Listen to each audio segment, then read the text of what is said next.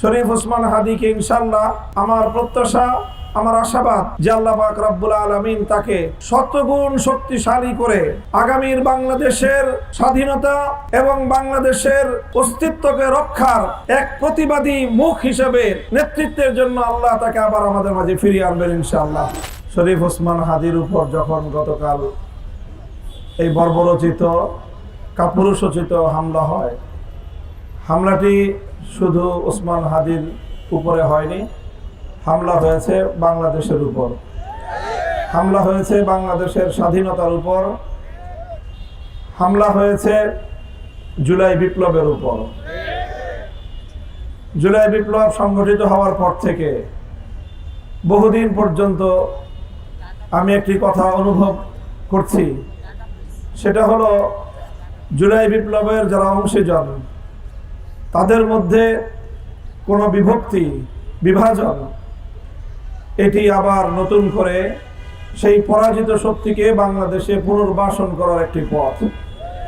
চিৎকার করেছি, অনেক বলেছি, কিন্তু মনে হচ্ছে যে আমরা জুলাই বিপ্লবের অংশীজনদেরকে এই কথাটা বোঝাতে পারি নাই। আমাদের এই চিৎকার চেঁচামেচি ব্যর্থ হয়েছে। শরীফ ওসমান হাদির এই রক্ত, তার মাথায় বিদ্ধ এই বুলেট, এটা যদি অন্তত এখন বাংলাদেশের জুলাই বিপ্লবের সকল অংশীজন, বিগত ফ্যাসিবাদী আমলে যারা মাজলুম হয়েছেন, সেই সকল পক্ষ শক্তিগুলো যদি আবার নিজেদেরকে একটু খুঁজে পাওয়ার চেষ্টা করেন, সেই জুলাই বিপ্লবের চেতনাটাকে যদি আপনারা আপনাদের হৃদয়ের গহীন থেকে আরেকবার একটু জাগ্রত করার চেষ্টা করেন, তাহলে হয়তো আগামীর বাংলাদেশ বেঁচে যাবে।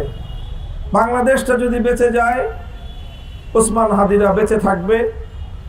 আমরা আশা করি আমাদের এই ভাই শরীফ ওসমান হাদিকে ইনশাআল্লাহ আমার প্রত্যাশা, আমার আশাবাদ যে আল্লাহ পাক রব্বুল আলামিন তাকে শতগুণ শক্তিশালী করে আগামীর বাংলাদেশের স্বাধীনতা এবং বাংলাদেশের অস্তিত্বকে রক্ষার এক প্রতিবাদী মুখ হিসেবে নেতৃত্বের জন্য আল্লাহ তাকে আবার আমাদের মাঝে ফিরিয়ে আনবেন ইনশাআল্লাহ।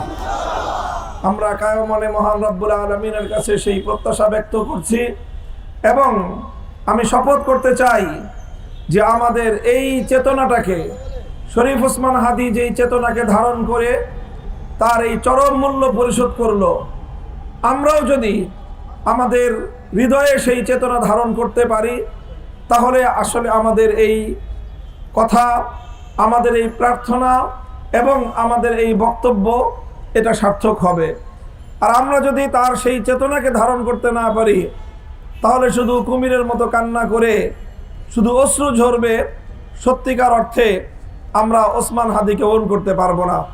তাই আজকে আমি আমার সারা দেশের সকল দেশপ্রেমিক জনতাকে উদাত্ত আহ্বান জানাবো, শরীফ ওসমান হাদির জন্য আমাদের আজকে এমন একটি ঐক্যবদ্ধতার প্রয়োজন, এমন প্রতিবাদের প্রয়োজন, যেন যারা ওসমান হাদিকে হত্যা করে বাংলাদেশকে ভয় পাইয়ে দিতে চেয়েছিল, তারা যেন একটি বার্তা পায়, তারা যেন একটি বার্তা পায়, এক ওসমান হাদিকে যদি হত্যা করা হয়, তার চেতনা বাংলাদেশের প্রতিটি ঘরে ঘরে ছড়িয়ে পড়বে।